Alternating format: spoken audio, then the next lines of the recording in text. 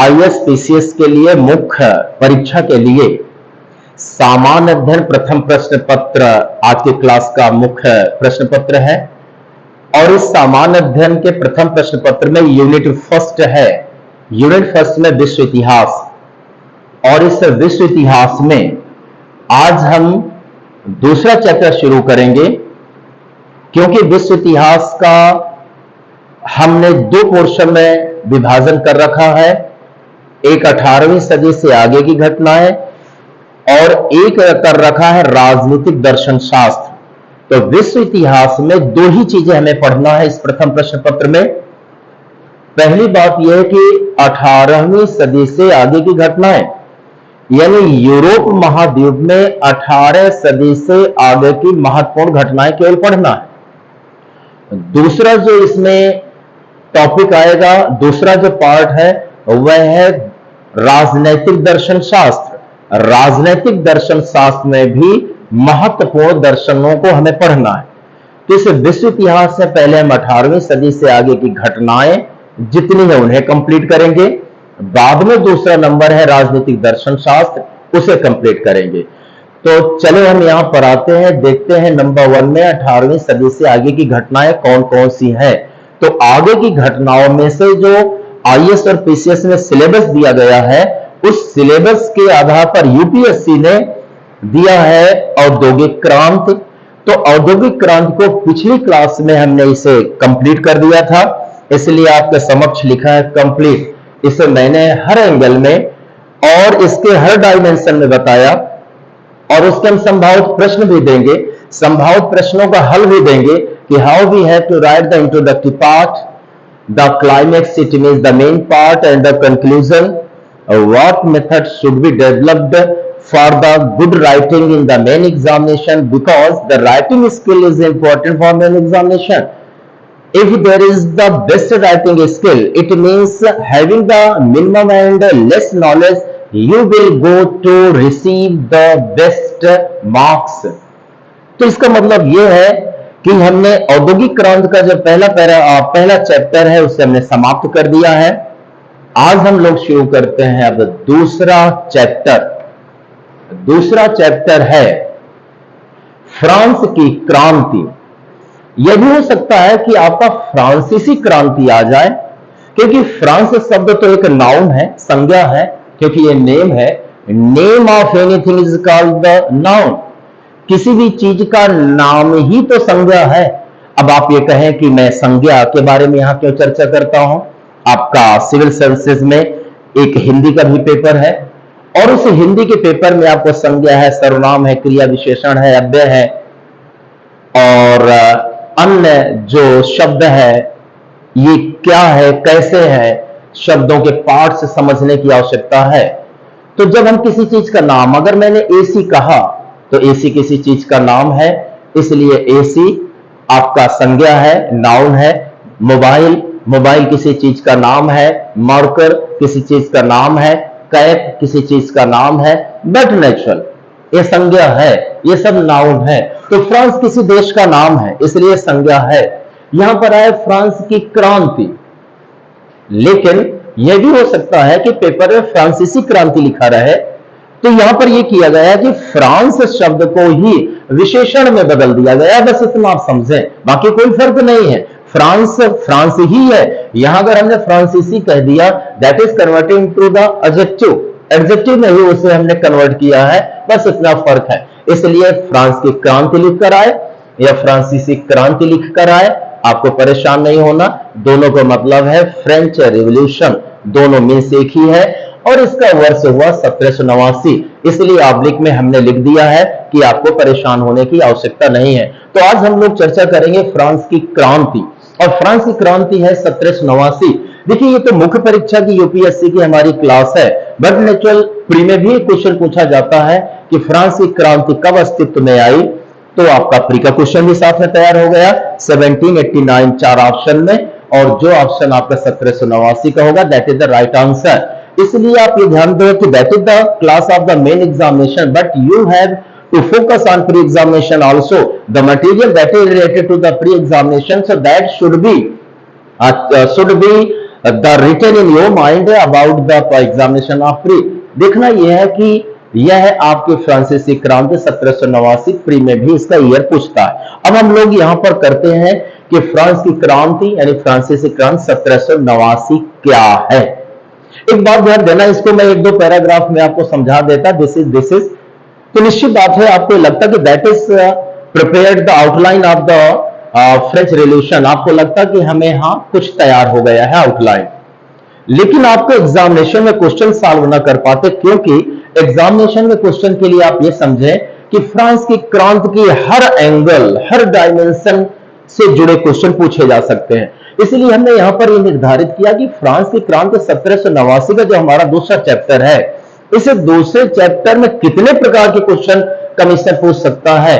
तो इन दृष्टिकोणों को रखते हुए हमने उसे पढ़ने के लिए इतने भाग बांट रखे हैं।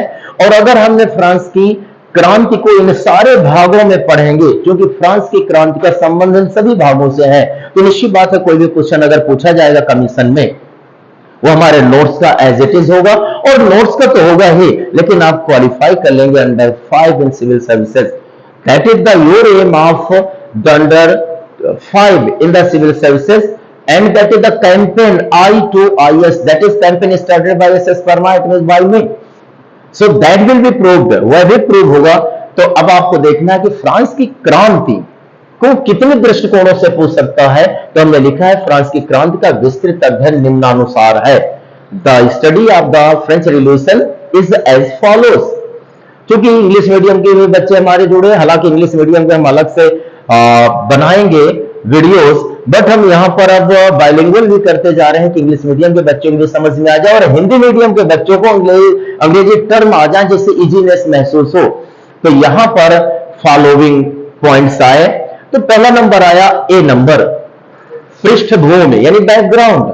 अब हमें ये देखना है, क्योंकि इंग्लिश का भी हमने इसमें नहीं दिया है, अब हम इसके मेन हेड पॉइंट इंग्लिश दे देंगे, बट अभी मैं आपको डिफाइन कर रहा हूं तो इंग्लिश के टर्म में मैं सब देता जाऊंगा, तो इंग्लिश मीडियम के बच्चे भी इसका लाभ ले सकते हैं। तो यहां पर आया पृष्ठभूमि यानी बैकग्राउंड। इसका मतलब हमें देखना है कि फ्रांस की क्रांति की बैकग्राउंड क्या है, यानी कौन सी सिचुएशंस थी कि यह फ्रांस की क्रांति अस्तित्व में आई, उसका जन्म हुआ। तो यहां पर इसे देख लेंगे। नंबर दूसरा आ जाएगा तत्कालीन फ्रांसीसी समाज, यानी एट प्रेजेंट फ्रेंच सोसाइटी कैसे थी।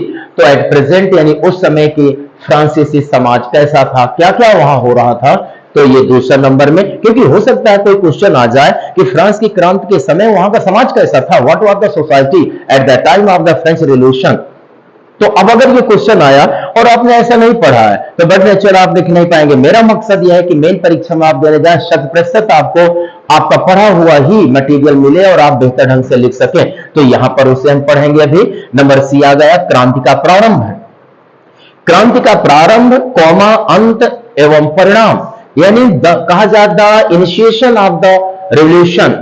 अब इसका इनिशिएशन क्या है, प्रारंभ क्या है, इमर्जेंस ऑफ द रेवोल्यूशन, क्रांति का प्रारंभ कैसे होता है, फिर अंत एंड कैसे होता है, परिणाम कॉन्सिक्वेंसेस क्या है, रिजल्ट्स क्या है। तो सी नंबर में तीन चीजें हैं, क्रांति का प्रारंभ कैसे होता है, क्रांति का एंड कैसे होगा, अंत कैसे होगा, और क्रांति के कॉन्सिक्वेंसेस यानी परिणाम क्या होंगे। तो ये सी नंबर आया, इसे भी हम पढ़ेंगे। हो सकता है क्रांति के प्रारंभ के बारे में क्वेश्चन पूछ ले तो आप एक दो पैराग्राफ में लिख सकते हैं, अंत के बारे में पूछ ले कर सकते हैं, परिणाम के बारे में भी। और जब हम आपको टाइप के मटेरियल भी देंगे तो टाइप के मटेरियल में हम ये सारी चीजें यहां पर देंगे कि किसी भी तरह से चीजें आपको वंचित ना हो। अगर कोई प्रश्न पूछा जाए एग्जामिनेशन में तो आप उसे पूरा पूरा सॉल्व कर पाए। और सबसे महत्वपूर्ण और बात मैं आपको बता दूं कि यहां पर जो लिखा जाएगा तो टू द पॉइंट, जो आवश्यक है एज इट इज वही लिखा जाएगा, उसी फ्रेम में लिखा जाएगा। और संभावित प्रश्न भी मैं देने वाला हूं, उसको भी आपको बेहतर ढंग से तैयार ही करना है। तो क्रांति का प्रारंभ, अंत एवं परिणाम। डी नंबर में है क्रांति का विश्व पर प्रभाव, यानी effects of the revolution on the world. विश्व पर क्रांति का प्रभाव क्या हुआ, यानी इंग्लैंड पे क्या है, फ्रांस पे क्या पड़ा, फिर अमेरिका पर क्या पड़ा, या पूरे विश्व में इस क्रांति ने विश्व के लोगों को कैसे प्रभावित किया। डी नंबर में देखेंगे।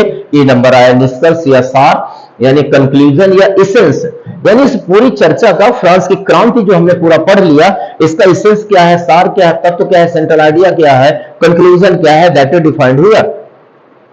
F नंबर में संभावित प्रश्न एवं उनके उत्तर। संभावित प्रश्न एवं उनके उत्तर यानी possible questions and their answers.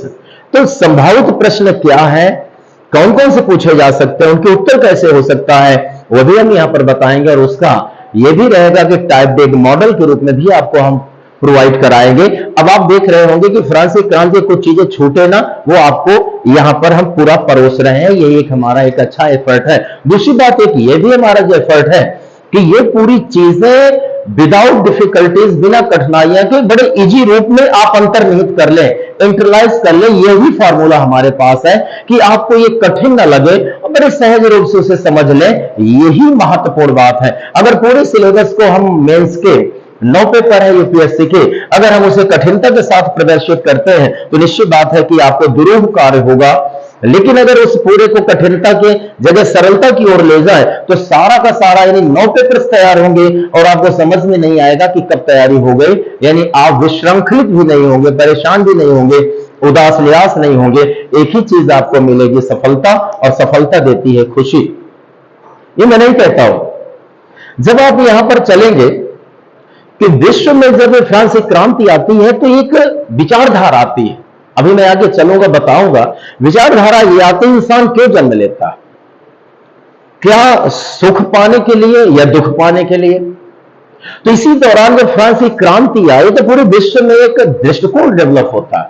और वह डेवलप यह होता है कि इंसान आया क्यों है, सुख पाने के लिए आया है, क्यों दुख पाए, ऐसा लॉजिक, ऐसा तर्क लोग देने लगे। जैसा मैं कहूं कि हम आप यहां क्यों हैं, वाई वी आर हियर, तो मैं कहूंगा कि हम आप हैं कि पूरी तौर से सुख संपन्नता के साथ रहें। This is goal of us, यही हमारे जीवन का लक्ष्य है। तो ये मेरा तर्क कहा जाएगा। मान लिया कोई एक व्यक्ति है, 1 महीने व्रत रह रहा, या नवरात्र है, नवरात्र के 8 दिन व्रत रह रहा, या 9 दिन व्रत है, फास्ट है, और भूखा है, एक लौंग खाता है या सिर्फ पानी पी के रहता है। अब मैं उससे कहूं कि आपने 9 दिन अपने शरीर को पीड़ा दी, एक जगह लेटे रहे, मुंह सूखा रहा, ओंठ सूखे रहे, ज्यादा बात नहीं कर पाए, शरीर को पीड़ा में पहुंचाया, क्या मिला? कुछ नहीं मिला। अगर 9 दिन बढ़िया अच्छा भोज पदार्थ का सेवन करते, हृष्ट पुष्ट होते, खुशियां रहती, मुस्कान रहती, यही अच्छी जिंदगी है। अगर ये मैं तर्क आपको देता हूं तो इसका मतलब तर्क ये देता हूं कि जिंदगी हमारी सुख के लिए है, सुख मिले, दुख ना मिले। और ऐसा तर्क जब मेरे अंदर आएगा तो यह रहेगा कि इंसान के जो समाज है और इंसान है उसको खुशियां देने वाला तर्क होगा। और अगर ऐसा तर्क सरकारों के पास आ गया, पूरे विश्व के सरकारों के पास, तो इंसान को खुशियां और खुशियां, मानव को खुशियां और खुशियां ही मिलेंगी। 1789 की फ्रांस की क्रांति छोटी मोटी नहीं थी। इस क्रांति ने एक तर्क का दिया, एक लोगों को लॉजिक दिया और लोगों के अंदर एक भाव भर दिया तर्क का कि अब आप लोग अपने सुख के लिए सोचो और सुख के संसाधन जुटाओ, दुख में ना रहो।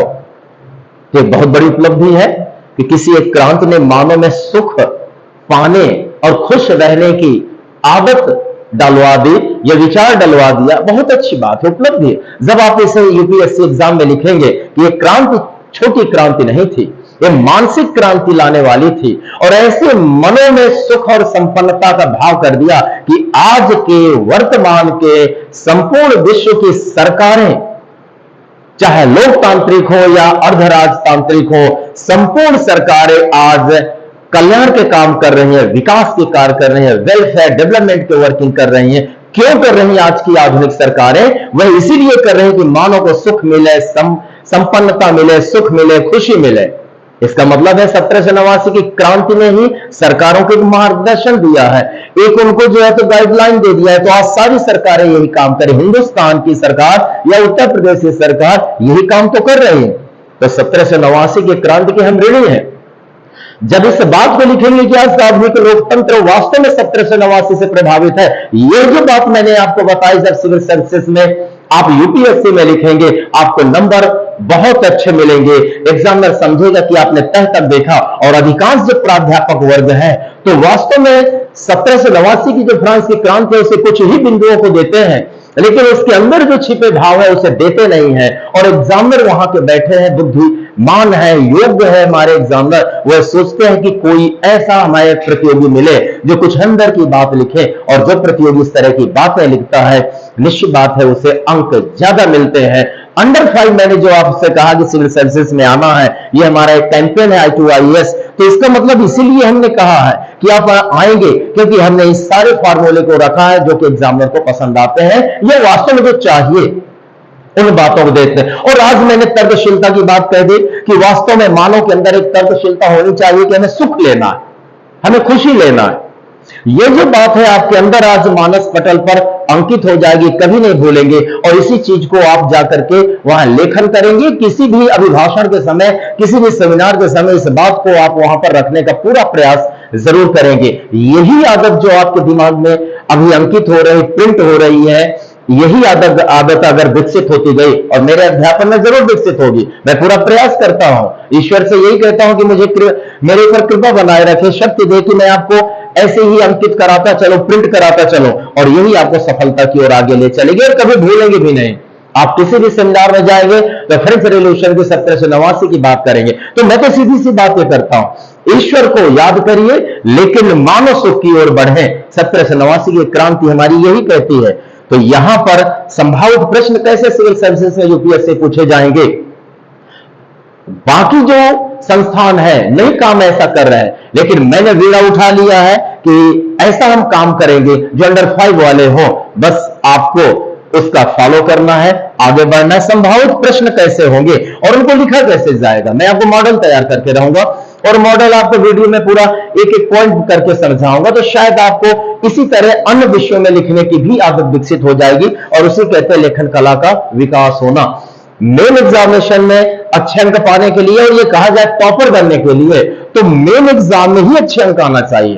और सच ये है मुख्य परीक्षा में अच्छे अंक तब आते हैं जब आप वहां पर बहुत अच्छी लेखन शैली के साथ लिखते हैं, तभी अच्छे अंक आएंगे। और अगर संभावित प्रश्न जो ट्विस्टिंग वाले हैं, जो कुछ ट्विस्ट करके बनाए गए हैं, अगर उन प्रश्नों को भी आप बढ़िया से अच्छी शैली में लिख देते हैं तो आप टॉपर होंगे। इस आधार पर मैंने हर चैप्टर को ध्यान रखा है और उसे में रखने का प्रयास किया गया है। तो फ्रांस की क्रांति का विस्तृत अध्ययन हम यह एफ नंबर में 1, 2, 3, 4, 5, 6 पॉइंट में अध्ययन करने का प्रयास करेंगे। यहां पर मैं एक आउटलाइन ही देने का काम करूंगा, लेकिन जब मेरा मॉडल वाला प्रिंटेड मटेरियल आएगा उसमें डिटेल होगा। अभी एक आउटलाइन आपके दिमाग में हो जाए, मुख्य ही मैं बिंदुओं को यहां परोसने का काम करूंगा। तो अब क्रमशः हम लोग पृष्ठभूमि आदि का अध्ययन कर लें। हो सकता है क्वेश्चन यही आ जाए कि फ्रांस की क्रांति का विश्व पर क्या प्रभाव पड़ा। इसका मतलब है इस पॉइंट में जो हमारा नोट्स में लिखा होगा बस वही आपको लिखना है। अगर ये आ गया कि तत्कालीन फ्रांसीसी समाज कैसा था जब फ्रांस की क्रांति आई थी, तो उसमें यही मटेरियल लिखना है। तो चलते हैं क्रमशः इसका विश्लेषण कर दें, देन फ्रांस की क्रांति का चैप्टर खत्म हो जाएगा। तो नंबर 1 पृष्ठभूमि। पृष्ठभूमि से आशय यहां पर यह है कि फ्रांस की क्रांति जो होती है 1789 में, तो उसके पीछे कौन सी परिस्थितियां थी, कौन सी चीजें थी, कौन सी घटनाएं हो गई थी कि फ्रांस की क्रांति को जन्म लेना पड़ा। अगर मैं कहूं अभी जन्माष्टमी की बात आती है और जन्माष्टमी आपकी हो गई, जन्माष्टमी में कृष्ण ने जन्म लिया, कौन सी परिस्थितियां निर्मित हो गई थी, कौन सी घटनाएं हो गई थी, क्या बात हो गई थी कि कृष्ण को जन्म लेना पड़ा। उसी तरह राम को जन्म लेना पड़ा, तो कौन सी परिस्थिति थी, कौन सी परिस्थितियां, कौन सी इवेंट्स थी, क्या हो गया था कि जन्म लेना पड़ा। उसी तरह 1789 की जो क्रांति है, 1789 की क्रांति जन्म लेती है फ्रांस में लेती है, तो फ्रांस में 1789 की क्रांति क्यों आई। निश्चित बात है कुछ बहुत तो घटनाएं घटित होंगी, कुछ बहुत तो चीजें रही होंगी, क्योंकि किसी का जन्म होता है तो धरती जरूर होती है, बिना धरती के जन्म होता ही नहीं। अर्थात बेस जरूर होता है, पृष्ठभूमि जरूर होती है, बैकग्राउंड होता है, तभी कोई चीज अस्तित्व में आती है। अभी आप साल या 2 साल में अंडर 5 आ गए, टॉपर हो गए, यूपीएससी में चारों ओर आपके सफलता का पताका लहरा रहा है। तो ये जो सफलता का पताका लहराया, तो निश्चित बात है इसके पीछे कोई घटना होगी, कोई परिस्थिति होगी, कोई ना कोई जरूर होगा जो आपको वहां ले गया है या आपको ऐसी परिस्थितियां निर्मित की है। तो जब भी किसी भी चीज की पृष्ठभूमि लिखना हो, मैं आपको 2-3 उदाहरण दे चुका, तो 2-3 उदाहरण सिर्फ इसलिए दे रहा था कि आप प्रश्न के उत्तर को लिखें कैसे। जब भी आपको किसी चीज के पृष्ठभूमि लिखना हो तो आपको खुद कल्पना लोक में जाना है। एक बात ध्यान देना है, प्रत्येक प्रतियोगी काल्पनिक होता है, और जब प्रत्येक प्रतियोगी काल्पनिक होना भी चाहिए, इमेजिनेटिव पावर वाला होना चाहिए, उसे सोचना चाहिए क्यों, कहां, कैसे। जब ये होता है तभी प्रश्न का उत्तर लिखता है। इसलिए कहा गया प्रतियोगी में कल्पनाशीलता भी होनी चाहिए। तो मान लिया कोई भी प्रश्न आपके समक्ष आया और ये आता है कि ये क्यों हुआ ऐसा। अब क्यों हुआ, इसका मतलब पृष्ठभूमि पूछ रहा है कि कौन सी ऐसी चीज, कौन सी परिस्थितियां हो गई थे, कौन सी घटनाएं हो गई थे कि ये चीज आ गई। अगर कहीं भी क्वेश्चन किसी भी पेपर पूछता है ये क्यों आया, इसका मतलब पृष्ठभूमि पूछ रहा है। और पृष्ठभूमि जानने के लिए आप खुद सोचा करें कि ये चीज आया क्यों, कौन कौन सी बातें रही थी जिसके कारण इसने जन्म लिया, और उन्हीं बातों को लिख देंगे तो आपका पृष्ठभूमि तैयार और क्यों वाले प्रश्न का उत्तर तैयार। तो यहां पर हम देखें कि फ्रांस की क्रांति जो पृष्ठभूमि लेते हैं, तो पृष्ठभूमि का मतलब यहां पर है कि क्यों ऐसी बात आई। तो नंबर 1 ले लेते हैं कि जब 1789 की क्रांति आई तो इसके पहले क्या था, कौन सी परिस्थितियां थी। तो विश्व में एक परिस्थिति निर्मित हुई थी कि अमेरिका में स्वतंत्रता संग्राम चल रहा था, और अमेरिका की स्वतंत्रता संग्राम में अमेरिका वासी, वहां के राजा, वहां के मुखिया, वहां के अधिनायकवादी, वहां के निरंकुश लोगों के विरुद्ध आंदोलन कर रहे थे। और जब अमेरिका के लोग आंदोलन कर रहे थे, अधिकारों की मांग आम जनता कर रही थी, तो जब अमेरिका में स्वतंत्रता के लिए आंदोलन, चूंकि अमेरिका भी परतंत्र था, वहां भी दूसरे देश का शासन था, तो अमेरिका वहां शासन चाह रहा था। अमेरिका के लोग दूसरी शक्ति जो उनके ऊपर शासन कर रहे थे उसका विरुद्ध काम कर रहे थे। तो जब वह आंदोलन चल रहा था तो उस आंदोलन से यह लगा कि आम जनता यदि मेहनत करती है और वह विरोध करती है तो उसे अधिकार मिलते हैं। और जब यह अमेरिका में हो रहा था, उसी समय फ्रांस के लोगों ने भी सोचा कि यदि अमेरिका के आम व्यक्ति वो अपने अधिकारों की मांग कर सकते हैं और सफल भी हो रहे हैं धीरे धीरे, तो क्या फ्रांस के लोग, साधारण जनता, आम जनता अगर वह विरोध करेगी तो फ्रांस के राजा का विरोध करेगी, क्योंकि राजा निरंकुश है, राजा अधिकार नहीं दे रहा है, जनता का शोषण कर रहा है। तो यदि फ्रांस की जनता राजा के विरुद्ध आ जाएगी, राजा के विरुद्ध क्रांति कर देगी, तो राजा को अधिकार देना पड़ेगा। तो अमेरिका से यही सीख लेकर के और फिर फ्रांस में 1789 में क्रांति शुरू होती है। इसका मतलब है 1789 की जो क्रांति अस्तित्व में आई, तो उसके जो बैकग्राउंड है, उसका बेस है, वह है अमेरिका का स्वतंत्रता संग्राम। और अमेरिका का स्वतंत्रता संग्राम 1776 ईस्वी से लेकर के 1781 ईस्वी तक लगभग ये बड़ी तीव्रता से चलता रहा। तो 1776 से लेकर के 1781 तक चलता रहा। और चूंकि 1789 में फ्रांस की क्रांति आती है, इसका मतलब हम ये कह सकते हैं कि वास्तव में अमेरिका के स्वतंत्रता संग्राम में अमेरिकन जो फ्रीडम स्ट्रगल है, उसी में ही बीज बो दिया था फ्रांस की क्रांति को। और हम इमेजिन कर सकते हैं यदि अमेरिका में स्वतंत्रता संग्राम ना होता तो शायद फ्रांस की जनता अधिकारों के लिए कुछ न सोचती, और न सोचती तो वह राजा के विरुद्ध आंदोलन न करते, और न आंदोलन करते तो न फ्रांस की क्रांति होती। क्योंकि फ्रांस की क्रांति का मतलब है आम जनता द्वारा राजा के विरुद्ध आंदोलन करना, और राजा के विरुद्ध आंदोलन करके अधिकार मांगना। तो जब आम जनता वहां के राजा से अधिकार मांग रही थी, तो वहां पर आंदोलन किया, संघर्ष किया, लड़ाइयां की आम जनता ने, और उन्हीं के प्रयासों को, लड़ाइयों को, संघर्ष को कह दिया जाता है फ्रांस की क्रांति। तो फ्रांस के आम जनता द्वारा किए गए प्रयत्न और मेहनत और संघर्ष, लड़ाई को ही फ्रांस की क्रांति कहते हैं। इसका मतलब फ्रांस में जो क्रांति आई है, तो निश्चित बात है उस क्रांति को लाने के लिए, मोटिवेट करने के लिए अमेरिका का स्वतंत्रता संग्राम रिस्पॉन्सिबल है। तो that is the base. America का स्वतंत्रता संग्राम एक बेस के रूप में है। तब अमेरिका की क्रांति, अमेरिका के संग्राम ने और अमेरिका की क्रांति ने, अमेरिका में भी एक क्रांति ही उसे कहेंगे, जब स्वतंत्रता संग्राम हो रहा था, उसने फ्रांस की क्रांति को जन्म दिया। इसका मतलब हम ये कह सकते हैं कि इसी दौरान फ्रांस की जनता के मध्य में कुछ नवीनता आने लगी, कुछ नवीन दृष्टिकोण आने लगे, कुछ विज्ञान का विकास भी होने लगा। तो जब और साथ में पुनर्जागरण का प्रभाव भी कुछ होने लगा, तो जब ये परिस्थिति भी रही कि लोगों में जागरूकता भी आने लगी, दूसरा बिंदु आया तो उस जागरूकता ने भी वहां के लोगों को, फ्रांस के लोगों को प्रोत्साहित किया कि वो अपने अधिकारों की मांग करें।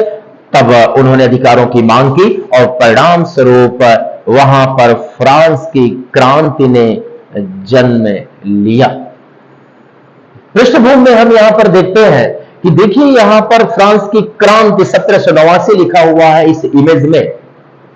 इस इमेज में कहते हैं किसी भी कार्य के लिए एक नेता होना चाहिए, आपको अंडर 5 करवाने के लिए कोई नेता होना चाहिए, यानी लीडर होना चाहिए, चाहे मैं हूं या फिर हिंदुस्तान का कोई भी एक प्राध्यापक हो सकता है। लेकिन अगर मुझे अगुवाई के लिए दिया गया है तो निश्चित बात है 25 साल के अध्यापन का जो मेहनत है, जो अनुभव है, और मेरा लगभग 15 साल से 14 से 15 साल का जो मेरा प्रशासनिक सेवा का जो एक अनुभव है, इसका मैं लाभ आपको मिले, इसका पूरा प्रयास मैं करूंगा।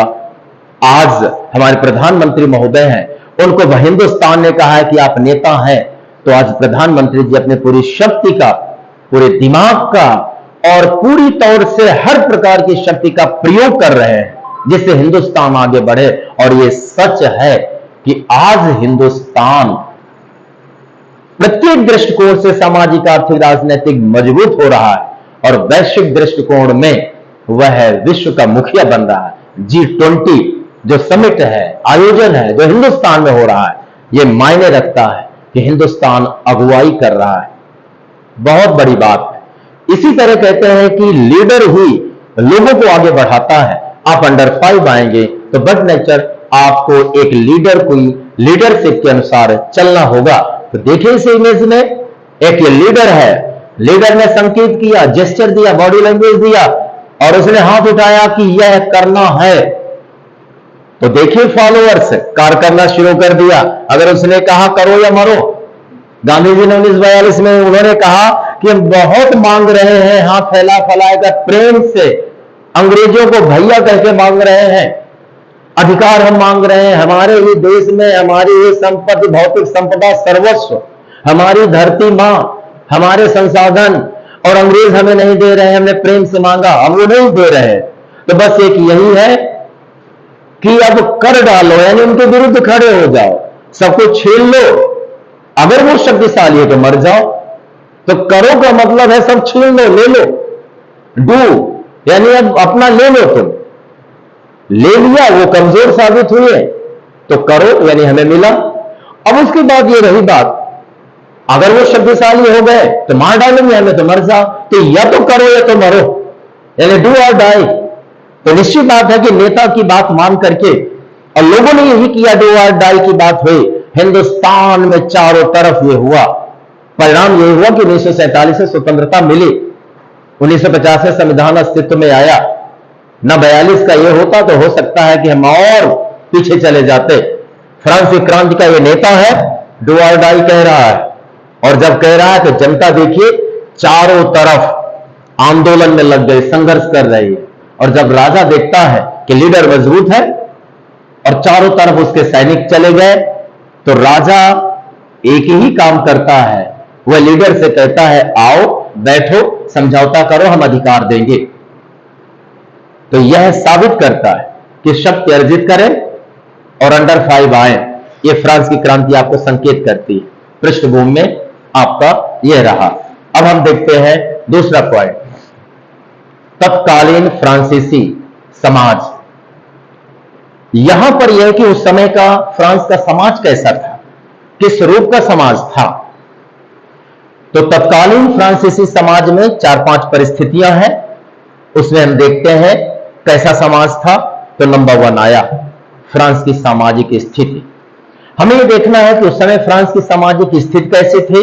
नंबर 1 आ गया। तो फ्रांस की सामाजिक स्थिति में आप ये देखें कि उस समय फ्रांस का जो हमारा समाज था, तो जो सामान्य लोग थे, आम व्यक्ति था, जनरल पीपल थे, कॉमन पीपल थे, तो सामान्य लोग बहुत ही कष्ट उठा रहे थे। और एक बात ध्यान देना, किसी भी समाज में सामान्य लोगों की संख्या ज्यादा हुआ करती है, और अगर वो चाह लेते हैं तो सारा कुछ उन्हें मिल जाता है। कार्ल मार्क्स ने यही कहा था कि इस पूरे समाज में 2 वर्ग हैं, एक पूंजीपति वर्ग है, एक श्रमिक वर्ग है। श्रमिक वर्ग की संख्या ज्यादा है, तो कार्ल मार्क्स ने कहा तुम्हारी संख्या ज्यादा, धरती माँ ने तुम्हें दिया है और तुम उसका शोषण तुम्हारे ऊपर हो रहा है, तुम उससे उपयोग में नहीं ला सकते, इसलिए संख्या तुम्हारी ज्यादा है। और अगर श्रमिक वर्ग विरोध करेगा तो मुट्ठी भर पूंजीपति वर्ग को वह बाहर निकाल देगा और परिणाम वही हुए भी। इसका मतलब यह कि आम व्यक्ति का अगर कष्ट बढ़ने लगता है तो मानकर चलिए वहां आंदोलन शुरू होना है, क्रांति शुरू होना है, संग्राम शुरू ही होगा, स्ट्रगल होगा। तो यहां पर फ्रांस की सामाजिक स्थिति जो थी 1789 के पहले या 89 में, तो जो आम व्यक्ति था, किसान था, मजदूर था, वो कष्ट में रह रहा था, पीड़ा में था। और यह भी हम कह सकते हैं कि यदि सामाजिक स्थिति कष्ट वाली थी, पीड़ा वाली साधारण लोगों के लिए, तो निश्चित बात है कि वो लोग तो विरोध करेंगे, और विरोध करेंगे तो फ्रांसीसी क्रांति तो आएगी। तो फ्रांसीसी क्रांति की जो सामाजिक स्थिति में नंबर 1 आया कि आम व्यक्ति कष्ट में था, आम व्यक्ति पीड़ा में था। नंबर दूसरा ले लेंगे। नंबर दूसरे में ये कि जो पादरी वर्ग था, यानी चर्च का मुखिया हुआ करते थे, जो चर्च के पुजारी हुआ करते थे, उनको बहुत अच्छे सम्मान मिलते थे, उनको अधिकार दिया गया था, जिससे आम जनता वंचित थी अधिकारों से, सम्मान से। तो आम जनता को यह लगता था कि पादरी को ही ऐसे अधिकार क्यों, हमें क्यों नहीं। इसका मतलब हम ये कह सकते हैं कि दूसरी तस्वीर ये थी कि पादरी वर्ग को बहुत अच्छे संसाधन अधिकार मिले हुए थे, जबकि आम जनता कष्ट में ही थी। और बहुत सारे तीसरी परिस्थिति है कि भूमिहीन जो किसान थे, तो भूमिहीन किसान परेशान थे, उनका जीवन थोड़ा बहुत ही समस्याओं से यानी गुजर रहा था। तो मजदूर वर्ग, चौथी बात में हम ले कि मजदूर वर्ग भी यहां पर परेशान था, यही स्थिति थी। यहां पर यह देखा जाए कि फ्रांस उस समय शक्तिशाली रूप में निकला, उभरा। उसने अमेरिका में भी कई जगह और वेस्ट इंडीज में भी उसने अपना अधिकार जमा लिया, यानी फ्रांस की राजा की शक्ति बढ़ गई थी। लेकिन ये साधारण लोग, मजदूर हैं, किसान है, आम व्यक्ति है, ये परेशान थे। किंतु राजा के पास शक्ति थी, राजा के पास धन था, तो राजा अमेरिका और वेस्ट इंडीज में कई जगह वह अपना शासन करने लगा, वहां पर आधिपत्य जमा लिया था। ऐसी सामाजिक स्थिति थी जो हम 5-6 बिंदुओं में उस स्थिति को समझ सकते हैं। अब इसका मतलब यह कहा जाए कि अगर फ्रांस की सामाजिक स्थिति के बारे में आपको एग्जाम में आएगा तो 4-5 पॉइंट यही आपको लिख देना है, दैट्स सफिशिएंट। अगर यह आएगा तत्कालीन फ्रांसीसी समाज बताएं, तो नंबर 1 2 3 4 5 आया, तो नंबर 1 में 4-5 पॉइंट आएंगे, फिर 2 आएगा, 3 आएगा, 4 5 6, बस इतना आपको लिखना है। तो यह फ्रांस की सामाजिक स्थिति को हम यहां पर समाप्त करते हैं। नंबर दूसरा उठाते हैं तत्कालीन फ्रांसीसी समाज से विशेषाधिकार प्राप्त 2 वर्ग। जब 2 वर्ग होते हैं, स्टेटस का मतलब है कि उसे स्तर में लाना, उच्चता निम्नतम में रखना, इसलिए उसे स्टेटस कह देते हैं। लोग गांव में कहते हैं, नगर में कहते हैं उसका स्टेटस हाई है और उसका स्टेटस लो है। तो स्टेटस से आशय है कि उसका स्तर समाज में कहां पर है, ऊपर है, नीचे है, बीच में है। वर्ग भी ऐसे ऊपर या नीचे होते हैं, इसलिए उसे हम स्टेटस रूप में भी यानी लिखते हैं, करते हैं। तो विशेषाधिकार प्राप्त 2 वर्ग आ गए।